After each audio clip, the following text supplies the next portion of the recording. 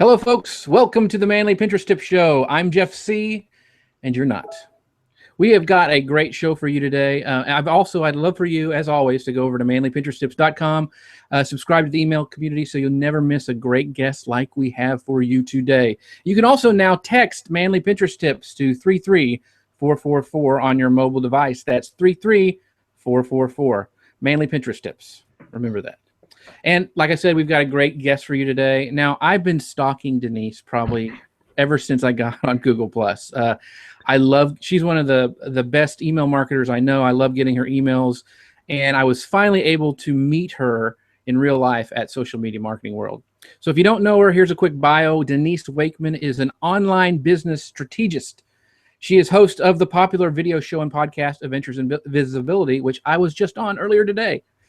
She focuses on helping small businesses and online entrepreneurs to optimize, leverage, and strategically use social media marketing tools to gain visibility, build credibility, and make more money selling their products and services.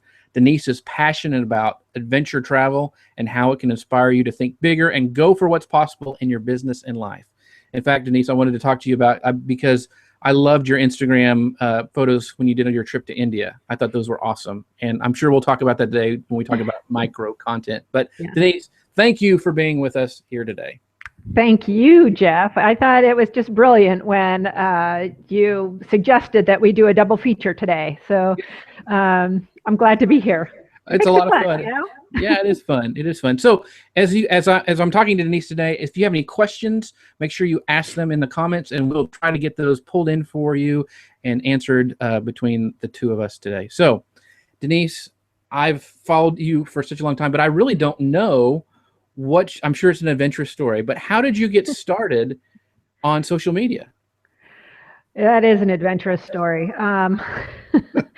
I started working online in 1996, and there was no social media then. It was barely a website and barely email. Not very many people had those two things at that time. It was just starting, right?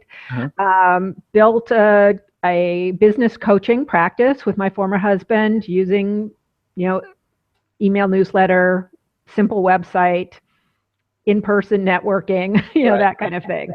Then that relationship ended, and I moved back to Los Angeles. We were living in Canada at the time. Moved back to Los Angeles, which is where I'm from and where I'm sitting today. And I knew I needed to do something because I didn't have a business anymore. Right. So I started a business basically doing the same thing, online marketing, because that's what I've been doing for the previous business. And I knew, well, if I did it for that business and we grew it to, a successful business, I could do it for my own, I could do it for other people. And, I'm an active experimenter. I am somebody who loves to try stuff. When I started on the web in 96, 97, I felt like I was at home. It was just like, this is my place. This is perfect for me. And so, just as things come up, I try them. And so, when blogging started to get in some buzz, and I started blogging in 2004, and I became a huge evangelist for blogging. I mean, I had never seen anything that was such a game changer and a ground leveler, playing field leveler for the small business. I just jumped on that one so fast, and I'm so glad I did. And so, as new tools kept arriving, new networks, I was on MySpace for a short time. Right. Remember that one? Yeah. Never really did that much with it. But then, Twitter came up real fast. I was on that in 2007, then Facebook. And then just as new platforms opened up, I would just jump right on and start experimenting and learning and meeting people. And I just love it. I just love it. And that's what I help my audience, my clients do as well, is embrace it. Right. I think what you said about the ground leveler, it was attractive to a lot of people. And I still, it's harder than it, like when you first started blogging. I mean, you've probably written thousands of posts. Yes. It's harder for those people who are coming on now, but it's still, I think, possible. It's not out of the realm of possibility to really boost your business with blogging and social media. Oh, I think that there's no choice, personally. Okay. Yeah, that's very good point. I wanted to give a shout out real quick to a couple people in the audience who joined us, and one of the best supporters around, Jim Sharp. Thank you for stopping by, and Dustin, thank you so much. Hey, Dustin. Hey, Dustin, thanks for checking me out on Periscope. That's pretty cool. Ah. But I want to kind of dive right in because one of the things you specialize in, and you talk to a lot about your clients, and in a lot of your blog posts, is micro content. So what is micro content? What exactly is that? Well, the way I look at it is that it's the opposite of long form content. So long form is your blog posts, your articles, ebooks, special reports, those things that you really have to take, a long time to create, or it takes longer to create. Blog posts could be 500, 750 words, 1,000 words, whatever. So the micro content or short form content is tweets, status updates on any of your preferred social platforms. Mm-hmm. It's images, text quotes, GIFs, Vine videos, Instagram videos. So like when you created the video promoting our two shows, that was like, oh, micro content, that's perfect. This is the perfect way to illustrate micro content. 15 seconds to give you a quick sneak peek at what's coming up, to entice people to click the link and sign up and go. Join us, right? That's a good definition. Now, I know a lot of people consider micro content, because I looked up the definition on Wikipedia. Okay. So people don't think I'm just a genius. Anyway, but they said that micro content is that is skimmable. Do you agree? Do you think that's something? Now, do you think we need to kind of rethink our entire marketing strategy around micro content? I think that there's not much choice right now. People are talking about visual marketing. That's a big buzzword, and I equate some micro content with visual marketing. I think that's what we notice the most. So if you spend any time skimming a news feed on whatever platform, again, Facebook is notorious, or you got you're sitting waiting at the doctor's office or whatever, and you're just like, going down your phone. That it's the things you need to create content that's going to jump out at people. So a lot of text, most people glaze over. So things like images, GIFs, because they're moving, they're animated, and it's like, whoa, stop, and that's why Facebook is brilliant, that with your videos, they just start playing the video. Mm-hmm. No sound, but the movement is there because it stops you. Right. It stops you in your tracks. So I think that it's really important, if you want to get the attention of your audience, you have to do something that stops them in their tracks, or stops them in the news feed and makes them click on the link to see more. And that's, I observe my own behavior because I know I'm no different from anybody else out there who's, killing time during the commercials when you're watching The Voice or whatever. I just give myself away. I'm a fan. And they use micro content very well, but I am looking for the thing that is going to jump out at me. So that's going to be, a picture, a compelling picture, a compelling video. It's going to be a compelling headline. So a headline, also a tweet, that's micro content, right? So yes, we need to take that into account if we want to grab attention of our ideal audience. Now, you mentioned you've been blogging since when? What, 2004. 2004. Has your writing style changed to go more to the skimmable content because of that? I use more images in my blog posts, definitely. I still write long form blog posts. I do make sure that I have subheads and that sort of thing, but I do integrate more visual content so that it is easier to stop people, and I use, like click to tweet, that plugin. Well, I use the social warfare plugin. Hi, Dustin. Because it has the click to tweet built in. So that stops people. And of course that gets really into, the whole micro content thing is, because you can create the content that then your audience shares for you, that says the message you want them to share versus making them make it up. So, that's taking it to another level as well. Yeah, Social Warfare is a great plugin because it lets you do that for each platform, like Pinterest. And one of the tips that I always use when I have a social warfare thing, just like you can do with Twitter, you can mention people. So like when I post this on my blog with you, I'll make sure that the Pinterest description also says @Denise Wakeman, whatever your Pinterest handle is. So you will get notified every time somebody shares a piece of content, which makes the value for those people coming on my show and just kind of perpetuates down the road. So that's a little tip. We do have a question I want to pull up, and it is from Dustin. And he goes, I've gone back and forth with considering blog posts micro content. Is there a time word limit? Do you have a suggestion for the length of like a blog post that you're wanting to do micro content? Well, I am not aware of any rule for micro content as length and time.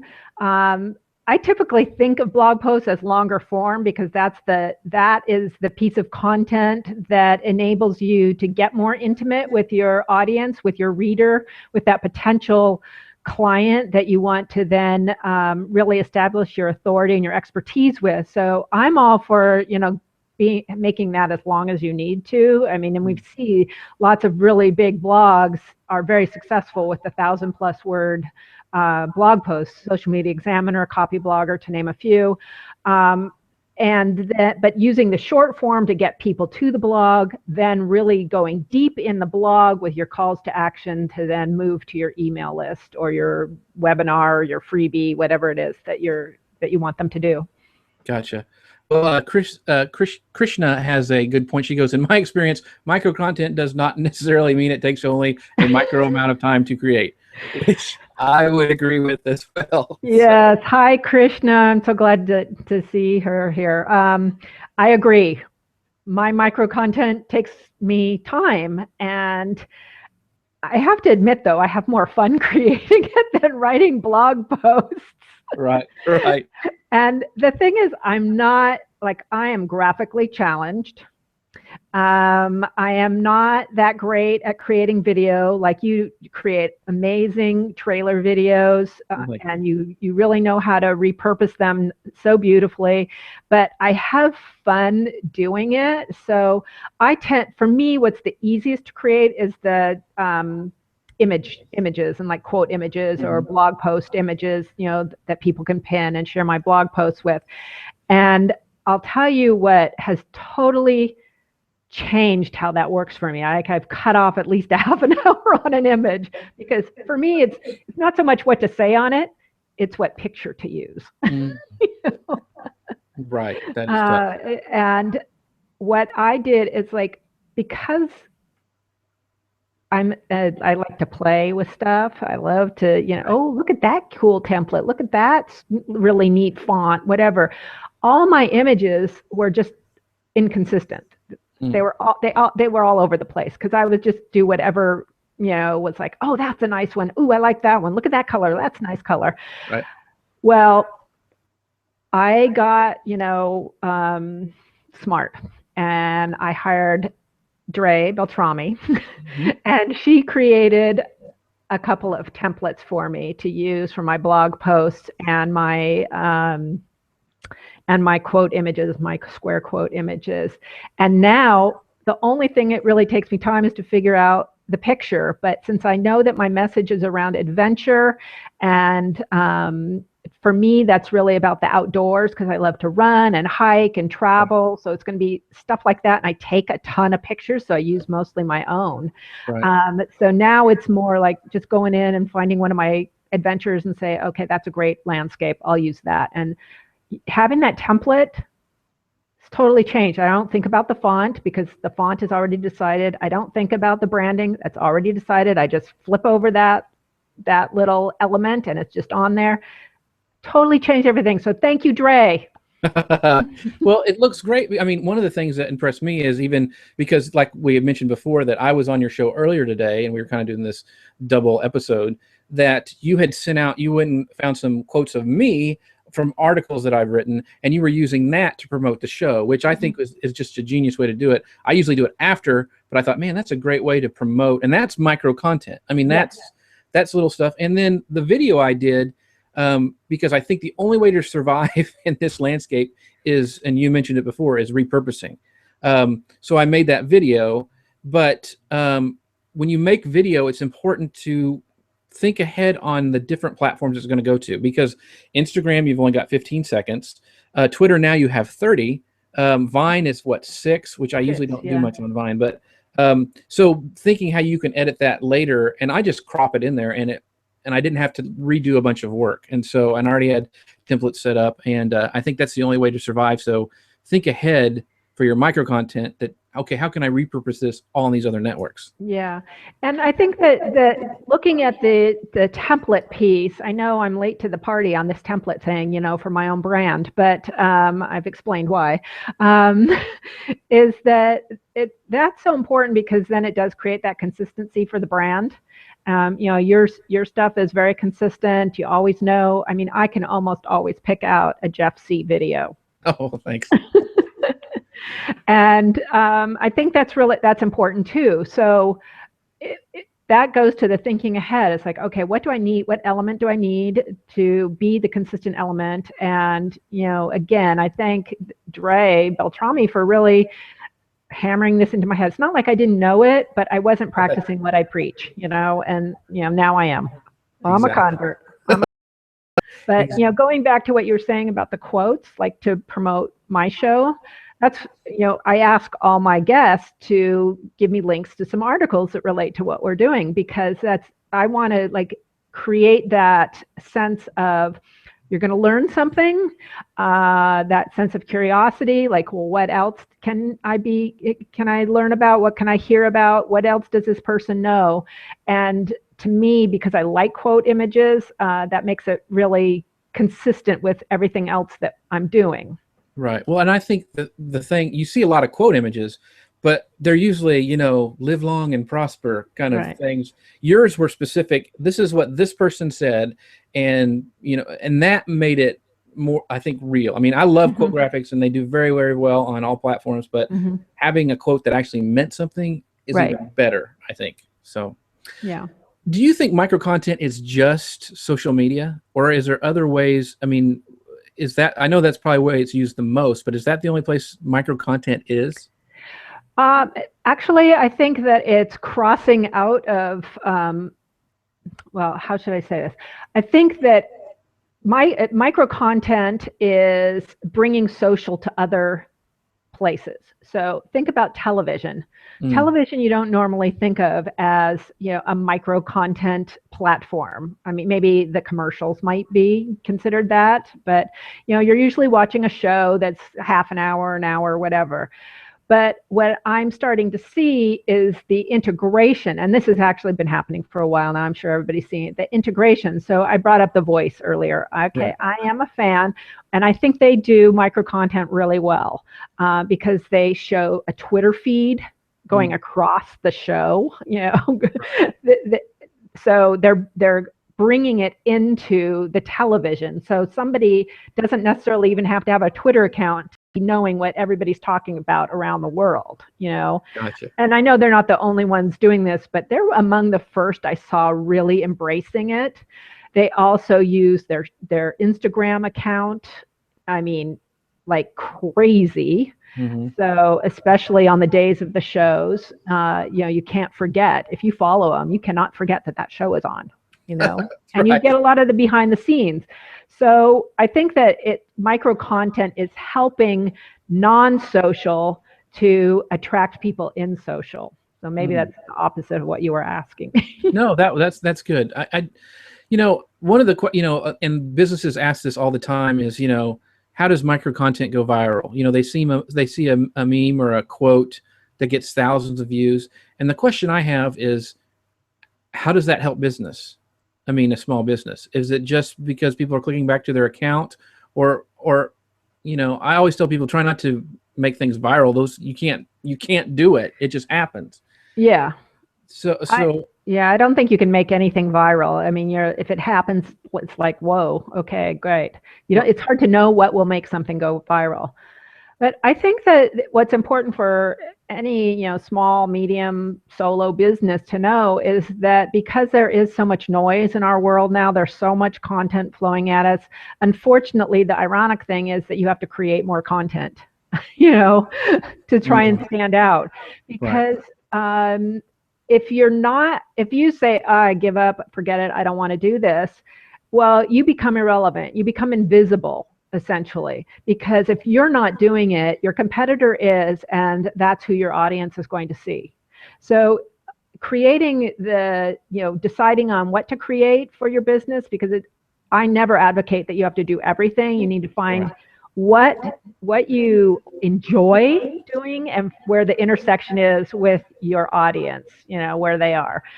Because if you don't like doing it, or somebody in your, company doesn't like doing it, then it won't get done. No matter what you say, it will not get done. Exactly. So I think that it's about knowing that it's going to create awareness. I mean, the visibility creates awareness. It keeps you top of mind.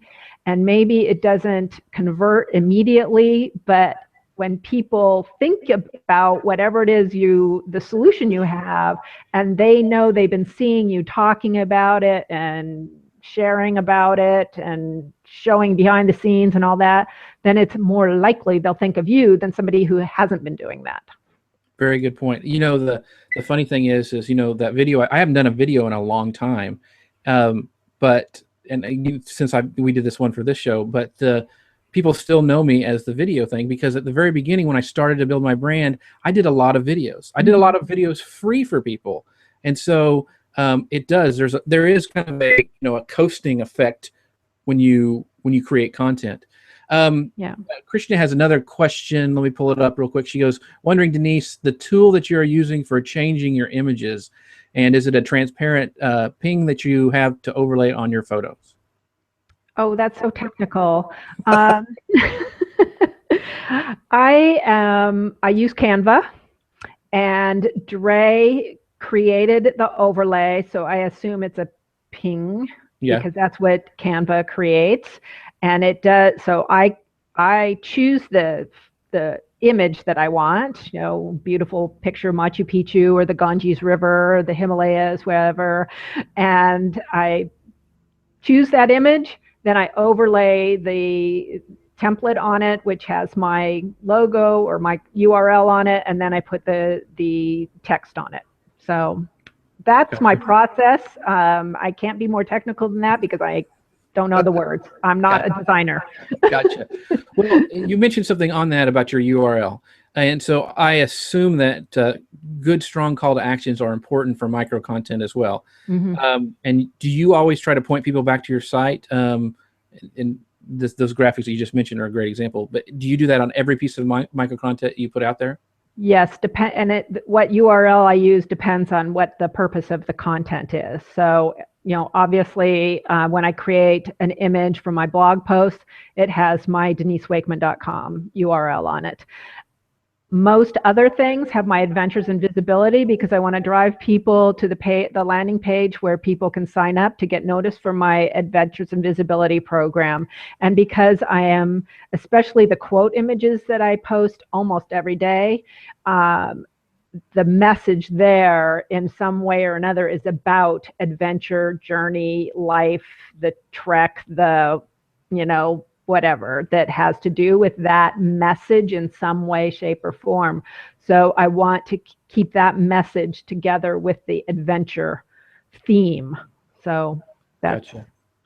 And to pull this back to Pinterest as well, I think it's important for your own pins to put like a watermark, or on all mine now, for all my images. We talked about templates earlier. I finally feel like I've got a template that I feel comfortable with. Mine's kind of a retro theme, and I can it's easy for me to modify. But always at the bottom, I have manlypinteresttips.com, and it's in the same exact position, because if you see all my pins laid out, I don't want them janky. I want them all looking nice. And so nailing down that Pinterest template, or whatever kind of template you're using. Rebecca Radice recommends using a style guide that and you can tell with her, she's got that same orange that she can give to a VA, that they can get that exact orange she wants in the product. She can have that girl she puts in there a lot of times. And so having thought out and maybe just taking a couple paragraphs and writing out the styles and the fonts that you're going to use can really help in the long run. Yeah. Well, when I first started transitioning into my whole adventure theme, and I changed my website, and I started using all the pictures that I was taking in Peru, and when I really embraced that, because that's another story. But what I did, I picked a picture that I really liked that had kind of that, visibility theme, where it was a path going off into this gorgeous blue sky, which no filters. This was like what it looked like when I was there. And what I did is I took a little color picker and picked a piece of the blue sky and decided that was my blue. And I found whatever the hex code would be for that. And that's, and I picked a piece of the brown, from the dirt on the dirt path. And those are my hex codes, or my colors, which I have in front of me all the time, which I can give to somebody when they're going to make something for me. Yeah. And, so that's that. I agree with the style guide thing. And now I have fonts. I totally, from the work that Andrea did for me, Dre, she helped me pick out fonts that were really good for the quote images, and I completely updated all the fonts on my website now too. So I'm like really getting my act together, like after all these years. There you go. I want to pull up a comment from Melita. She shows, that's very helpful, Denise, about you how to create more specifically on Canva. And one little tip I'll give you on Canva that's really cool is, if you have a filter that you start messing with on Canva and you really like it and you want to use that for your brand, you can copy that filter little hex code, stick it in Evernote, and then you can paste that in to whatever image you want later on down the line. And that way that filter stays there the entire time too. So you can also kind of do a style guide with filters. So just a little quick. Excellent. Yeah. Dre put a filter on mine when she was setting my stuff up, but it's not on Canva, it's on something else. So I have to run my picture through another, but it really doesn't take that long because I know what I'm looking for. I'm not playing. I'm not saying, oh, I like this filter today. I like that filter tomorrow. I like this font today. Right. I know what I'm doing. So now literally it just takes me a few minutes now to create those quote images where I used to spend half an hour on them just because I was messing around. Right. Well, back to some micro content, I want to ask some questions. Peg Fitzpatrick and Rebecca Radice taught me this. They will go back in Pinterest and they'll have an evergreen article that has done really well. They'll create a whole nother pin that will point back to that article. And so they're using a new kind of image to point to evergreen. And you mentioned, micro content is easy to create and takes less time than writing an article.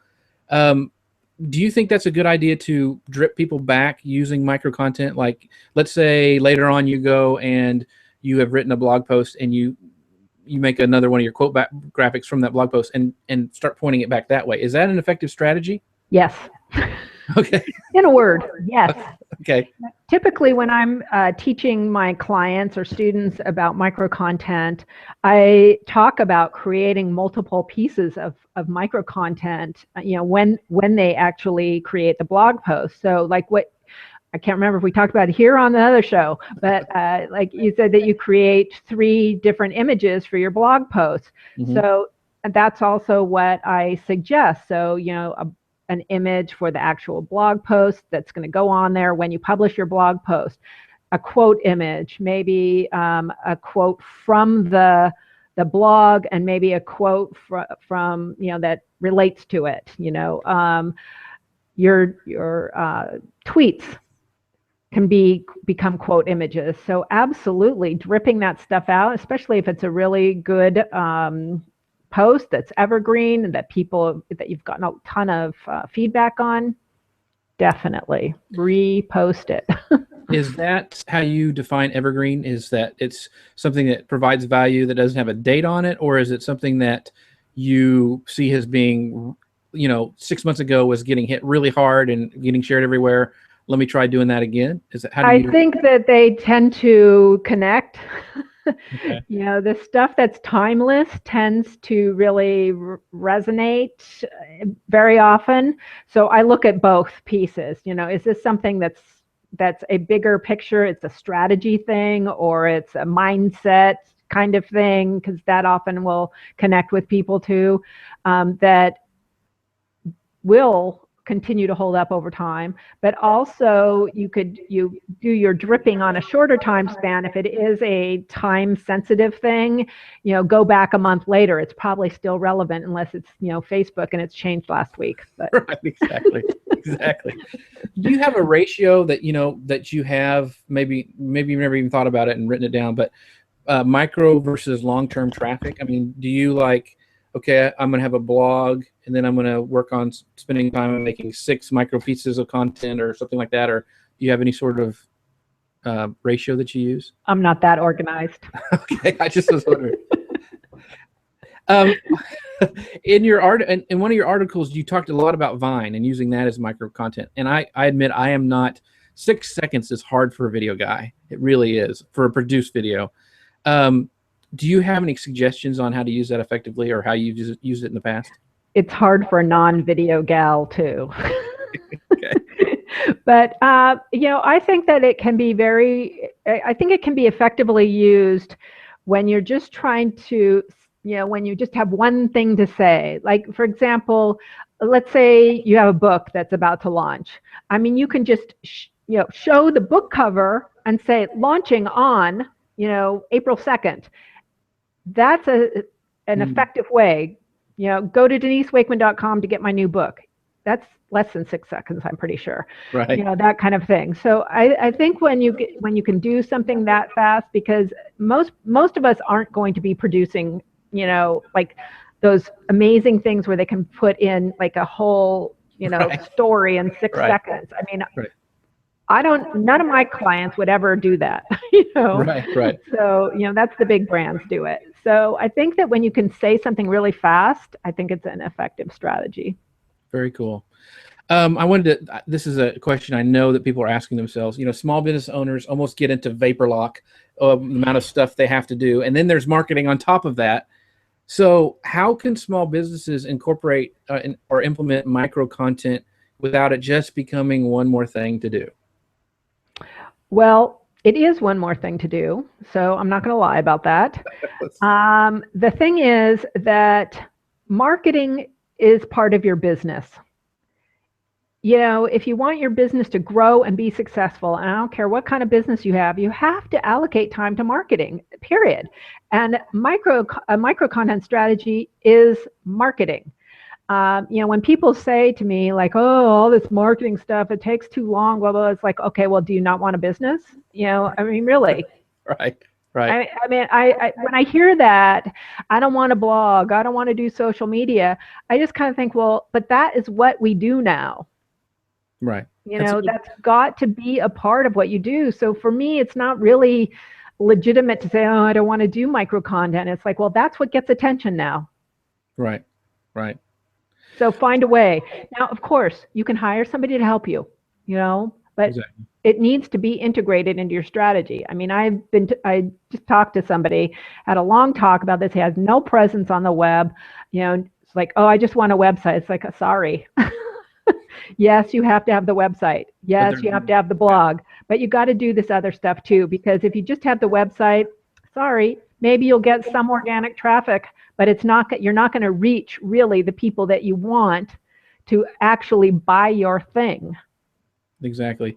And a tip that I've given to, like, I was talking to a client about Instagram, and they had a product that would be beautiful on Instagram. And I could see when I told them that, their face fell. They're like, one more thing to do. And I said, well, listen, find somebody in your factory or your place of business who will take that and own it. Give them some freedom to do this and have fun with it, so you don't have to worry about it. I mean, monitor them and make sure that they're taking care of it. Right. But they will probably do a better job than you would do, because that's something that you have given them to be in charge of and have fun with. And Instagram's great for behind the scenes stuff, and that kind of they felt a little. I saw a sigh of relief when they thought, oh, I don't have to do it. Yeah. But there's going to have to be some creativity. I don't have to do it. Right. Yeah. Yeah. And I think that's a perfect piece of advice is, find somebody in the organization who would like to do it, because probably there's somebody in the organization that's already Right. on Twitter, or on Instagram, on Pinterest. So, give them that job, and like you said, let them have fun. Exactly. Well, we are coming. I mean, I could talk to you all day, Denise. This has been fun. It was like this is the power of video, folks. Because I've been watching your show and we've connected, and I got to see her at Social Media Marketing World, and it was like, hey, we just continue the conversation. So, video micro content is a good idea as well. But I always ask this question to all of my guests: what advice would you give guys who are just getting started on Pinterest? Well, the way usually the people I talk to who happen to be men are people, either my friends or Right. clients. So let's look at from the client point of view, because this is about, I'm about business, you're about business, we work with these people. So, I think that it's a perfect place to tell your story through boards, regardless of what kind of business you have. So it's around not looking at it as like, oh, that's just a place to find wedding gowns and shoes. Right. Although I know a lot of men who like shoes too, so they could probably have fun with that too. But to really look at it as a way, how do I tell my story? How do I tell my story with pictures or with video or with slides? Because Pinterest, you can put all that native, stuff in there, SoundCloud, audio, whatever, So the other question that comes up, and Stepan Hovnanian reminded me of this from in our other show, is that even if you don't think you have something visual, you can still use Pinterest. So, when I did a show with Joan Stewart, who's the publicity hound, she talked about how she does tips from her content on a blank, just a plain color background with a tip. PR tip number 1, PR tip number 500, with just content, but you are educating people. And that's one thing that also Pinterest is very good. It doesn't have to be, some fancy picture of Machu Picchu, or the most beautiful wedding gown that's ever been created. It can be something that educates. And that doesn't have to necessarily be fancy. It can just be important, valuable content. So, if a guy is feeling like, I don't know how to do this, start there. How can you educate people? Great points. Great points. Well, Denise, thanks so much for being here. Before we go, can you tell everyone where we can find out more about you and your services you offer and all that stuff? DeniseWakeman.com. And on all the platforms, I'm at Denise Wakeman plus Denise Wakeman. So it's really easy to find me. And also my shows at adventuresinvisibility.com. So, I'd love to have you join me anywhere on the web, really. I'm platform agnostic. Awesome, Denise. Thanks so much. And as always, I'd love for the audience who's watching to go over to manlypinteresttip.com. Click on the sidebar, subscribe to the Manly Pinterest Tips newsletter so you'll never miss a great guest like we had with Denise today, because at Manly Pinterest Tips, we're always adding testosterone one pin at a time. Thanks for watching, everybody. We'll see you next time. Thank you.